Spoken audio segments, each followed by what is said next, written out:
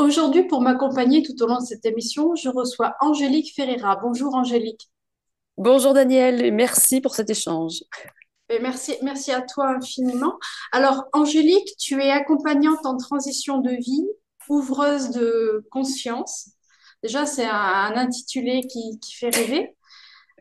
Est-ce que tu peux te présenter en quelques mots pour après on ira un petit peu plus loin? Alors moi je m'appelle Angélique, je suis une maman déjà, je pense que c'est quand même quelque chose qui est important dans ma vie. Je suis maman d'un petit garçon de 7 ans, j'ai 39 ans. Je vis dans le nord du Lot, du côté de Cré-Saint-Sac, sur le secteur de l'hôpital Saint-Jean depuis 4 ans. Et je suis dans le monde thérapeutique, dans l'univers thérapeutique, on va dire, depuis... J'en ai fait un métier depuis à peu près 2 ans, mais je pense que je suis dans le processus depuis à peu près 6-7 ans. J'accompagne les personnes sur leur chemin à transiter, à ouvrir des portes, à fermer des portes, à en ouvrir d'autres, à aller vers des seuils plus éclairés pour eux, à trouver des réponses, à trouver, je pense, je dirais, du sens.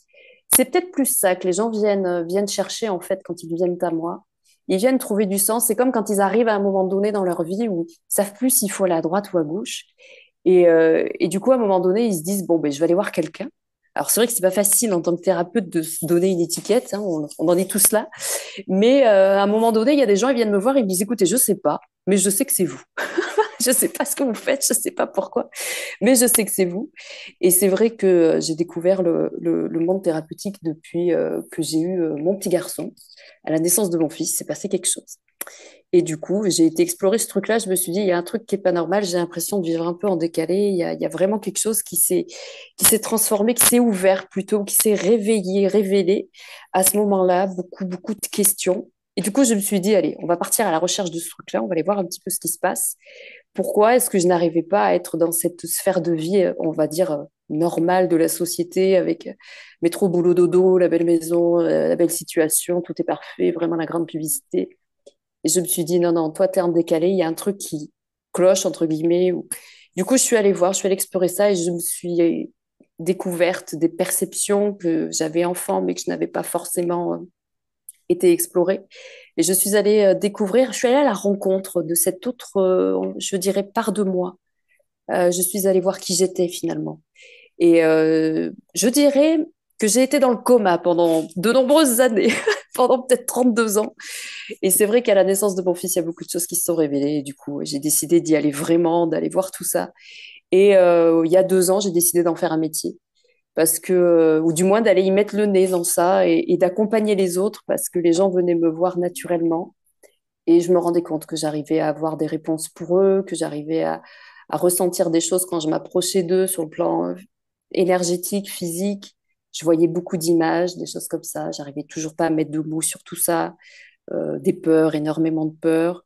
Et en autodidacte, j'ai beaucoup fait de choses en autodidacte. Je suis allée voir ça. J'ai été explorer aussi la connexion avec la conscience, les guides. Et du coup, ce sont eux qui m'ont appris tout ce que je fais aujourd'hui. Je suis encore dans l'apprentissage, on l'est, je pense, toute notre vie. Et un matin, je me suis réveillée, j'ai entendu cette phrase où ils m'ont dit, tu es une ouvreuse de conscience. Ah ben merci. Qu'est-ce que je fais de ça? Qu'est-ce que Ouais. c'est que ce truc? Et du coup, il a fallu aller décortiquer le mot en lui-même. Et il y a 2 ans, quand j'ai quitté mon travail, je travaillais dans la location de matériel dans le milieu du BTP. Et puis ça allait plus. Enfin, je me sentais plus à ma place. Le Covid étant passé par là aussi, et ça m'a permis d'aller travailler sur autre chose et de me retrouver plus avec moi-même. Et du coup, j'ai été explorer la sphère animiste, chamanique, parce que ça s'est appelé. J'ai rencontré des gens qui m'ont, voilà, tout a toujours été amené sur le chemin, clac, clac, clac, comme ça. Et du coup, j'ai été voir ce monde-là qui, finalement, je voulais pas y aller parce que ça me disait pas. Et puis moi, quand je veux pas y aller, c'est qu'il faut y aller. C'est que c'est la meilleure direction. Et c'est là que j'ai découvert un monde unique, le monde des esprits en général, de l'esprit, on va dire, des consciences supérieures, de choses très subtiles. Enfin, c'est vraiment parti dans beaucoup de directions. Et c'est là où j'ai encore plus découvert toutes ces parts, qu'elles soient lumineuses ou ombrageuses. Et c'est grâce à cette sphère animiste que j'ai été apprendre à savoir qui j'étais, à me connaître Et du coup, je me suis dit aujourd'hui, tout ce qu'ils m'ont appris, je vais le mettre au service des autres. Et c'est quand je me suis installée à mon compte il y a 2 ans en tant qu'accompagnante. Au départ, c'était dans la psychogénéalogie parce que c'était le diplôme que j'avais, c'était quelque chose de reconnu entre guillemets, bon, histoire de trouver un peu sa place. Et je me suis dit que ça allait être bien plus vaste que ça, bien plus éloigné que ça. Et du coup, je suis allée mettre ça à ma sauce à moi, comme je dis. Et puis, j'ai mis beaucoup d'intuition là-dedans, beaucoup de conscience, beaucoup de sagesse. Et au fur et à mesure des rencontres avec les gens qui viennent à moi, ce sont des rencontres avant tout. Je me suis rendu compte qu'ils étaient miroirs de moi-même et de ce que je devais aussi aller chercher pour évoluer, pour progresser, pour apprendre à me connaître plus. Et grâce à ces personnes, je les ai aidés, ils m'ont aidé. Et de plus en plus, c'est des rencontres comme ça, et ça s'est ouvert comme ça petit à petit. Aujourd'hui, j'accompagne les gens à retrouver du sens, à fermer des portes sur le passé ou à le comprendre, fermer, voilà, mettre des cicatrices, refermer les cicatrices, et à ouvrir des champs de possibles, à aller se connecter avec cette essence vraiment de pourquoi elles sont là, parce que très souvent, s'il y avait un point commun en fait dans toutes les personnes qui viennent me voir, parce qu'il y a beaucoup d'horizons, beaucoup de personnes différentes, mais à chaque fois, le truc, c'est qu'est-ce que je fais là? Qu'est-ce que je peux faire de ça? Les mains qui chauffent, qu'est-ce que j'en fais? Ce métier me parle plus. Ça ramène toujours à cette idée de sens. Ils ne trouvent pas le sens et l'équilibre dans leur vie. Et je les aide un petit peu à reconnecter avec ça. Je voyage dans l'inconscient parce que Alors, c'est de là où... quelle manière tu voyages dans l'inconscient? C'est par procédé médiumnique, de canalisation, par méditation, ou par projection de conscience? Alors, le voyage de l'inconscient, c'est vraiment une grande aventure parce que quand j'ai quitté ce que j'appelle ma réalité ordinaire, quand j'ai changé de vie il y a 7 ans maintenant, j'ai j'ai fait de l'hypnose pour déculpabiliser, pour travailler un petit peu tout. Voilà, je savais qu'il fallait que j'aille quelque part, que je fasse quelque part quelque chose, mais et c'est vrai que quand j'ai fait mon premier voyage hypnotique, fouah, tout est parti d'un seul coup, tout s'est branché d'un seul coup. Et mon hypno me disait, ouh là là, vous avez une facilité à travailler avec votre cerveau droit, votre cerveau gauche, il y a quelque chose là, il y a un truc à faire. Et du coup, j'ai cette facilité à voyager. Voilà, je me mets dans cet ancrage, dans cette connexion. Comme je dis, je branche la prise et là, je vois des images. Il y a une clairvoyance qui s'installe. Alors ça, c'est pareil. Il a fallu comprendre que c'était de la clairvoyance, mettre des mots là-dessus. Je sais que j'ai beaucoup d'intuition, j'ai du discernement. J'arrive à, comme je dis, à lire. Peut-être quand je me connecte sur les gens, je vois des choses, je vois un univers, un environnement. Et en fait, quand j'ai été travailler pour moi, parce que l'inconscient, alors certains disent qu'on ne peut pas accéder à son propre inconscient. Moi, j'estime que le voyage me permet de le faire. Alors le rêve permet de le faire, parce que des fois l'inconscient nous envoie des informations par le rêve. Et du coup, moi, je me suis dit, ben, je vais aller voir un petit peu ce que ça donne, parce que je savais que là-dedans, il y avait beaucoup de choses, beaucoup d'informations. On dit que l'inconscient dirige notre vie à 95%, et que finalement, on ne se servirait que de 5% de manière très consciente. Et je me suis rendu compte que toutes les souffrances, toutes les blessures, toutes les croyances limitantes erronées que les gens ont, ça se passe dans l'inconscient. C'est comme une espèce de mal. Ou... Ce matin, quand je me suis posé la question, des fois, je me pose des questions comme ça aussi, hein, je voyais un grenier. Et c'est vrai que c'est ça que ça se passe un petit peu. Vous savez, là, on est en train de m'envoyer l'image du monde de Narnia quand les enfants rentrent dans ce placard pour accéder à l'autre côté. Mais c'est un petit peu ce qui se passe. Et donc, en fait, c'est au départ, quand j'ai commencé, ça a été un cadeau de mes consciences. Je suis accompagnée par une mentor depuis 2 ans pour comprendre toute la sphère animiste. Et pendant un soin, elle a reçu un message qui disait que je devais aller explorer les contes, les mythes et les légendes. Et elle me dit, mais par contre, t'as rien à faire. T'as juste à attendre. Et c'est vrai que très souvent, l'humain aime tout comprendre. On veut savoir la notice, on veut savoir comment ça marche, on veut un A, un point B, un point C. Et là, je me suis dit, bon, ben, je vais rien faire, puisqu'il faut rien faire. C'était pas facile non plus, parce que moi, je suis très mentale et j'aime explorer et comprendre des choses. Et en fait, tout s'est passé par synchronicité. Et j'ai commencé à avoir des reportages à la télé sur le roi Midas, un soir qui passait, mon beau-fils qui m'amène un livre sur La Belle et la Bête, des choses comme ça. Et à un moment donné, dans ma sphère de vie, en effet miroir, il se passe des choses. Et là, je vois des images d'un labyrinthe. Je vois plusieurs images, même je regarde quelque chose, hop, un labyrinthe, qui est une image qui apparaît à la télé, une image sur un livre pour enfants qu'on me donne. Et là, je pose la question à mes consciences et là, je sens que le voyage, c'est comme ça que je l'appelle, vient me chercher. Et donc, ça peut être vu comme une méditation. Et en fait, moi, je m'assois et hop, ma conscience s'en va et je passe de l'autre côté, en fait. Et effectivement, c'est une espèce de connexion à un autre monde, à une autre sphère parallèle, on va dire. Et du coup, c'est comme si j'accédais à ce qui se passe derrière le cerveau, entre guillemets. C'est comme s'il y avait une colline avec un monde et on accède de l'autre côté. Et quand c'est représenté de différentes manières, même quand je le travaille avec les personnes, c'est de différentes manières en fonction de leur histoire, en fonction de leurs problématiques. Et quand je l'ai d'abord exploré pour moi, parce que mes consciences me disent tout ce que tu partages avec les gens, tout ce que tu fais, tu le fais d'abord pour toi, tu expérimentes pour toi, tu essayes pour toi, tu goûtes la saveur de ce truc-là, et ensuite tu vas explorer avec les gens qui viennent à toi, tu vas pas les chercher, c'est eux qui viennent te voir. Et du coup, ça a commencé comme ça, c'était aux alentours du mois d'avril. Et en fait, c'est ça, c'est comme une méditation qui n'en est pas forcément une, ça dépend. Ça, des fois, ça peut venir me chercher la nuit quand je dors, parce que j'ai besoin d'être dans un état totalement relâché pour faire un petit peu parade à mon mental pour pas qu'il vienne nous embêter. Et des fois, ça peut être hop, une image qui vient, qui apparaît sur mon écran mental. Je vois un personnage qui me fait coucou, l'air de dire coucou, c'est par là. Et du coup, je vais m'asseoir et hop, je connecte d'un seul coup comme ça et j'y vais. Et c'est un échange de discussion. Alors, j'ai la chance de pouvoir enregistrer mes voyages en version audio pour les écrire ensuite. Donc, j'en ai beaucoup que j'écris pour garder en souvenir et surtout pour me permettre aussi de comprendre parce que quand je suis connectée de l'autre côté, des fois, je me rappelle pas de tout, bien sûr. Et c'est surtout des récits, des conseils aussi qu'on me donne. Je rencontre des consciences, alors c'est des personnages, c'est des esprits qui me donnent des conseils, qui me donnent des sagesses, des médecines que je ramène après. Il y a un travail énergétique qui se fait sur le corps et qui me permettent des fois de travailler une notion. Ça peut être la frustration, ça peut être la codépendance affective. Et chaque personnage, chaque conte est rattaché et donc, les guides me disaient, mes consciences me disaient, tu as une morale, en fait, sur chaque histoire. Et l'idée, c'est d'aller chercher la morale qui est derrière. Parce que tout le temps, mes énergies me disent, donc, toujours dans cette idée d'équilibre, je suis très reliée à l'équilibre, en fait. Et il y a toujours, c'est vrai que l'humain a toujours un peu la tendance à voir plutôt le négatif en premier et le positif très souvent à la fin. Et mes énergies me disent, essaye toujours de ramener ce côté trop négatif à un enseignement, à quelque chose de positif et de gratifiant pour toi.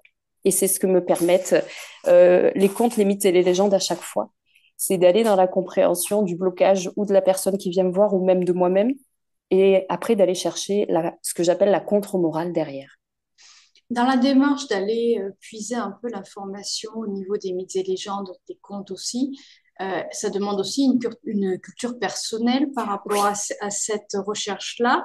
Donc, de toi-même, tu es plutôt porté vers ce genre de littérature, peut-être. Alors, c'est-à-dire que mes consciences m'ont toujours montré pourquoi, quand j'étais petite, dès très jeune, je m'intéressais à tout ça finalement.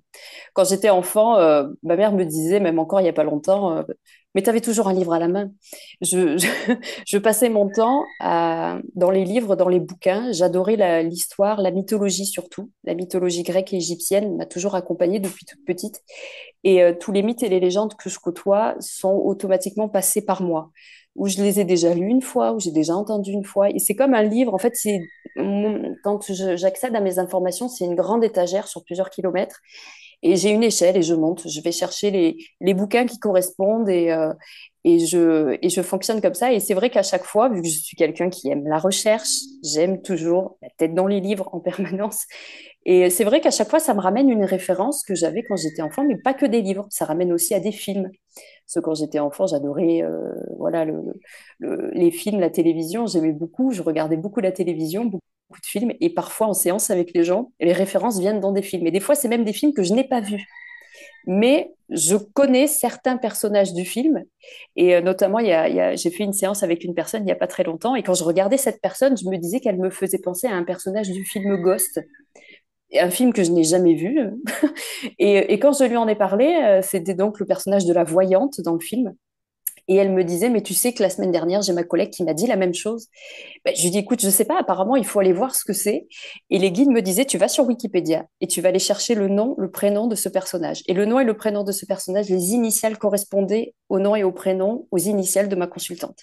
Et il m'expliquait en fait que, au travers de l'histoire du personnage, au travers du synopsis, ma consultante allait trouver ce sur quoi elle doit travailler dans sa vie pour aller aussi reconnecter avec sa part médiumnique. Donc c'est vraiment, c'est très appuyé sur des ressources que je trouve aussi beaucoup sur Internet. Et souvent, c'est rigolo parce que mes consciences m'envoient parfois sur ma chaîne YouTube ou sur YouTube, ils m'envoient des vidéos sur des chaînes auxquelles je ne suis pas du tout abonnée, qui ne sont pas recommandées, mais ils m'envoient des vidéos tout le temps pour me dire, mais va voir ça, va chercher ça, regarde le titre de ça peut te donner une direction. Et ça a toujours été comme ça.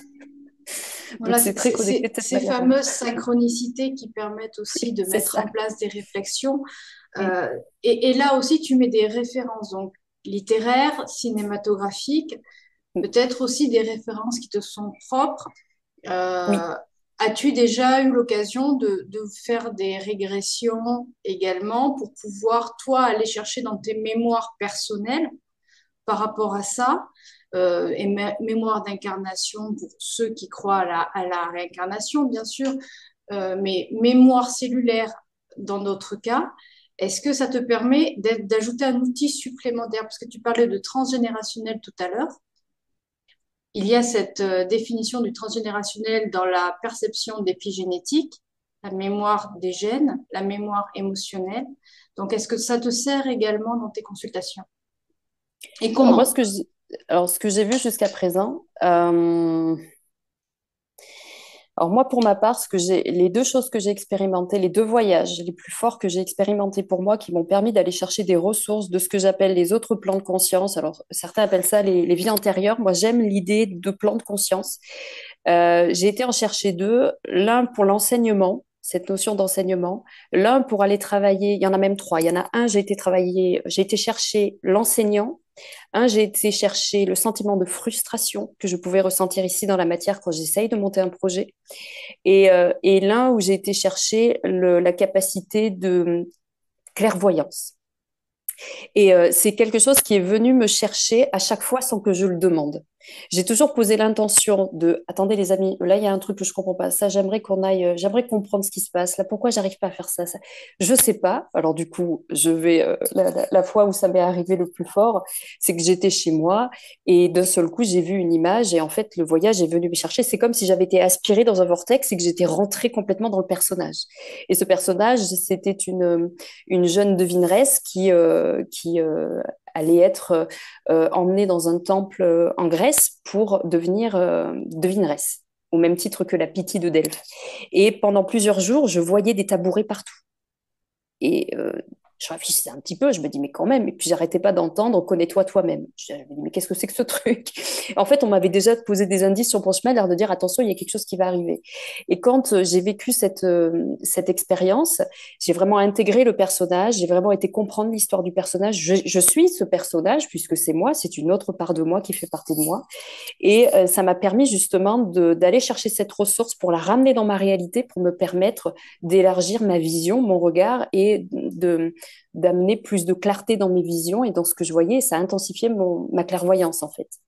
Quand j'ai été, ça m'a fait à peu près la même chose. Quand j'étais chercher le sentiment de frustration, je me sentais frustrée à un moment donné et j'arrêtais pas de voir l'image d'un homme enfermé dans une maison qui écrivait des livres. Et je me suis dit, mais quand même, qu'est-ce que c'est que ce truc? Et puis là, pouf, d'un seul coup, je pars. Je me retrouve dans une charrette et je sens qu'on ne me voit pas.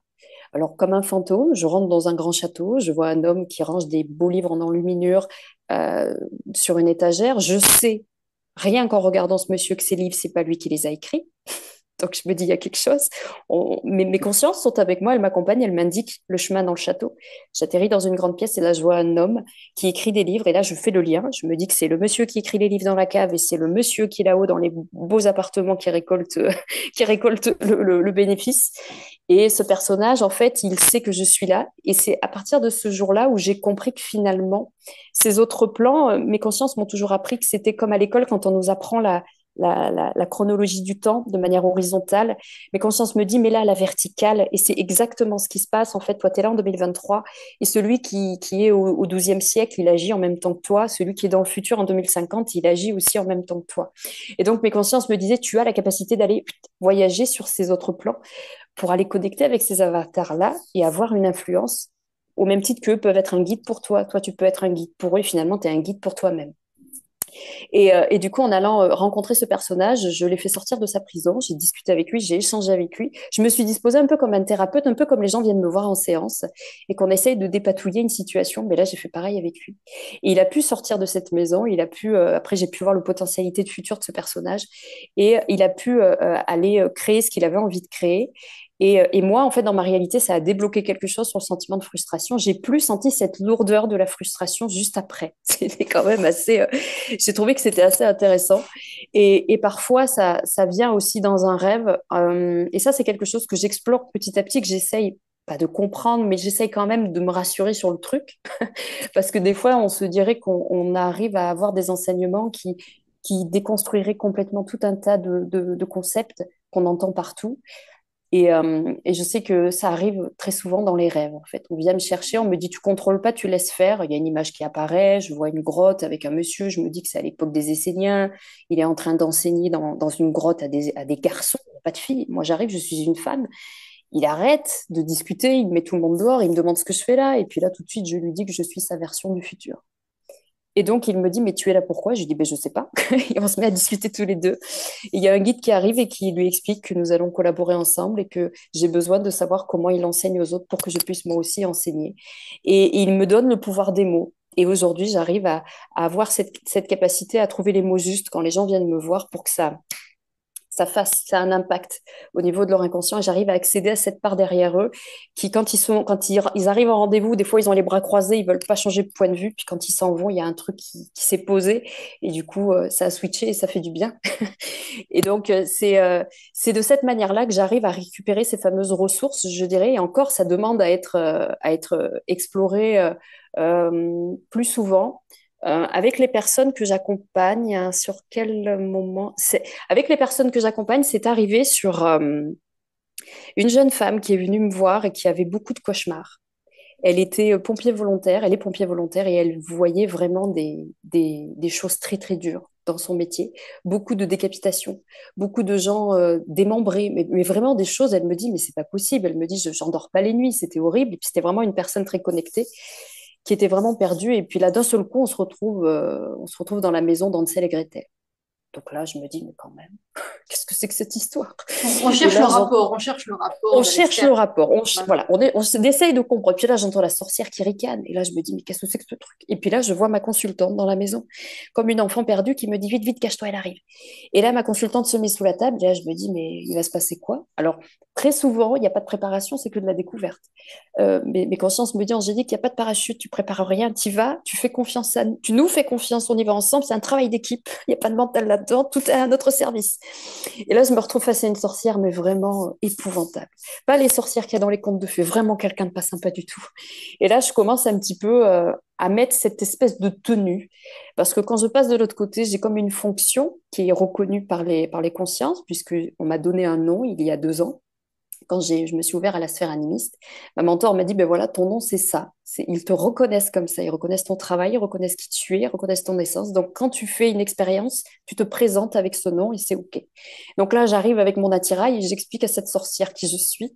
Et là, en fait, vraiment, il y a un espèce de combat, pas un combat d'énergie, mais il y a vraiment quelque chose qui amène à remettre un peu à la place les choses et à redéfinir l'histoire, à redéfinir même la fin de l'histoire. Et là, je vois ma consultante qui reprend le pouvoir, en fait, sur cette part d'elle qui était vraiment très en souffrance. Et c'est rigolo parce que la sorcière, finalement, se fait enfermer dans cette maison. Ma consultante arrive à sortir de cette maison après une certaine négociation. Et je la vois reprendre le chemin du retour dans sa maison avec sa famille. Et alors, j'en avais pas parlé avec elle parce que elle m'avait appelé pour ses cauchemars. Alors je me suis dit, bon, on va aller voir ce que ça donne, je ne sais pas. Et je discute avec elle, à un moment donné, je l'appelle, alors tout se fait à distance. Et ce qui était rigolo, c'est que quand on avait commencé la séance, sa maman est venue chez elle pour boire le thé, c'était pas prévu. Et là, elle me dit, mais qu'est-ce que je fais? Je lui dis, non, non, mais vous laissez, faites avec votre maman, moi je m'en occupe de mon côté, je vous rappelle. Et là, ça m'a percuté, je me suis dit, mais si la maman vient, c'est qu'il doit y avoir un lien avec la maman, c'est obligé. Et donc, automatiquement, quand je lui en ai parlé, elle me dit, mais j'ai dit, Hansel et Gretel, ça vous parle? Juste comme ça pour voir. Elle me dit, mais oui, ça me parle. C'était un conte que ma mère me racontait souvent quand j'étais petite et j'ai toujours détesté ce conte parce que ma maman faisait le rôle de la sorcière en permanence. Et j'avais très peur. Et c'était vraiment ça qui vibrait le plus, en fait, dans son inconscient. Et c'est comme si pendant des années, toutes ces angoisses, toutes ces peurs étaient alimentées cette sorcière qui prenait beaucoup de place dans son esprit et dans son inconscient. Et à chaque fois, elle voyait un peu comme pas le mal partout, mais à chaque fois, elle voyait vraiment des visions très, très dures. Et là, à ce moment-là, on change de lunettes, en fait. Pendant des années, là, ces lunettes-là, hop, on les change, on en met d'une autre couleur, puisqu'elle a récupéré son pouvoir et qu'elle avait fermé cette maison de bonbons. Et c'est vrai que de manière presque instantanée, ben, dès le lendemain, il n'y avait plus rien, quoi. Les cauchemars, plus rien, le sommeil était revenu. Enfin, ça a été vraiment.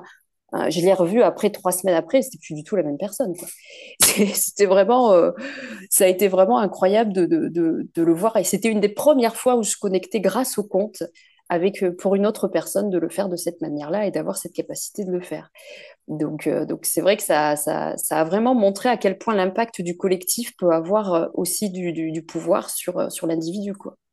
L'impact du collectif, l'impact de la mémoire aussi par rapport à ce que l'on apprend, ce que l'on découvre dans nos petits âges, dans notre enfance.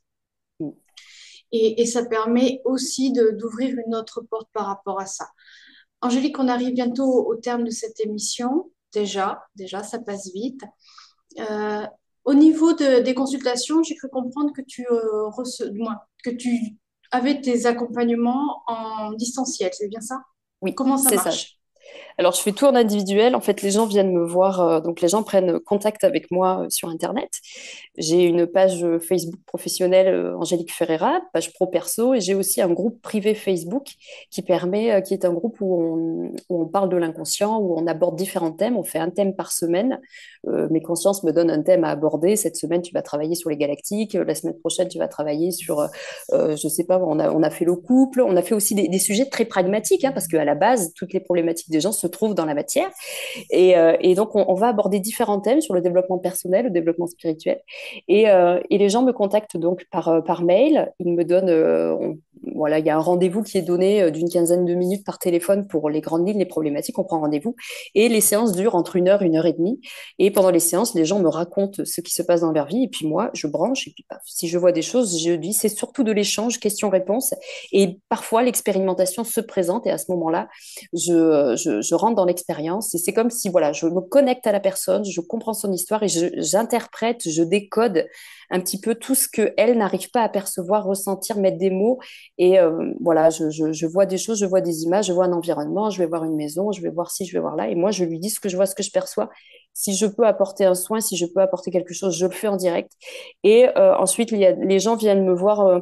Généralement, c'est des accompagnements sur du moyen long terme, toutes les 3 4 semaines. Les gens appellent, il n'y a pas d'engagement, voilà, il n'y a pas d'engagement. Les gens viennent dès qu'ils le sentent. Et puis, si certains ont des objectifs précis, des processus précis qu'ils veulent entreprendre, eh bien, on fait des séances, voilà, autant que les gens veulent, autant que ça se présente, autant que je peux leur apporter mon aide et mon soutien. Et puis, à des moments, c'est stop, ça s'arrête. Moi, je le ressens. Des fois, ça va être au bout de 3 4 mois. Je vais leur dire, ben voilà, on arrête là parce que moi, j'ai pas l'impression que je peux t'apporter plus. Essaye d'expérimenter par toi-même et puis reviens me voir, on va voir un peu. Et c'est vrai que ça, c'est bien parce que ça laisse un laps de temps à la personne d'expérimenter, de faire ses propres expériences. Et des fois, je les retrouve 3 4 mois après, ils reviennent me voir. Et ça arrive très souvent. J'ai même des gens qui me contactent une fois par an pour faire un peu le point météo. Et ou juste, des fois, il y en a, c'est juste pour, voilà, paf, on est sur le chemin, on ne sait pas trop, droite-gauche, hop, je les aiguille, je les guide, et puis voilà. Et ça se passe tout en distanciel. Pas. Alors là, je suis en train de chercher des partenariats pour des conférences, éventuellement, parce que j'aimerais. C'est vrai qu'on fait beaucoup de choses sur le groupe privé Facebook. On fait beaucoup de lives. Je fais à peu près 3 4 lives par semaine où on échange beaucoup avec les gens. Et je me rends compte que tout le monde n'a pas Facebook. Et c'est vrai que de s'approcher d'associations pour aller parler un petit peu de tout ça, ça peut être intéressant. Et ce serait peut-être le seul appel que j'ai, c'est de me rapprocher d'associations, de me rapprocher de collectivités pour parler de différentes choses, pas forcément de choses spirituelles, mais aussi de toutes sortes de sujets où on peut mettre de la conscience parce que finalement, notre vie, elle ne demande que ça, à avoir plus de conscience. Voilà. S'il y avait un appel à faire, ça serait celui-là. Et puis aussi rappeler que je crois parler au nom de beaucoup de monde, c'est qu'on a besoin d'un peu plus de présentiel, d'un peu plus de contact humain, que ce soit dans le domaine thérapeutique, dans les domaines d'accompagnement ou d'autres secteurs d'activité. C'est vrai que la dimension interactive est pratique, utile, Mais le Oui, ça manque. relationnel et le contact humain restent aussi très, très importants. En tout cas, je te remercie infiniment, Angélique, de Eh ce bien, merci. partage et de toutes ces précisions. Je rappelle à Merci tous nos beaucoup, Daniel. auditeurs qu'on pourra trouver tous tes liens sur le site antennedoc.fr Tout à fait. et que tu te situes, je le rappelle encore, dans le nord du département, à Cressensac-Saranzac. Voilà, c'est ça, C'est bien l'hôpital ça, Saint-Jean. C'est l'hôpital ça, Saint-Jean. Voilà. c'est ça. Merci infiniment, Angélique. Merci, Daniel. Merci. Merci à tout le monde. Je souhaite une belle route à tout le monde. Merci. Au revoir. Au revoir.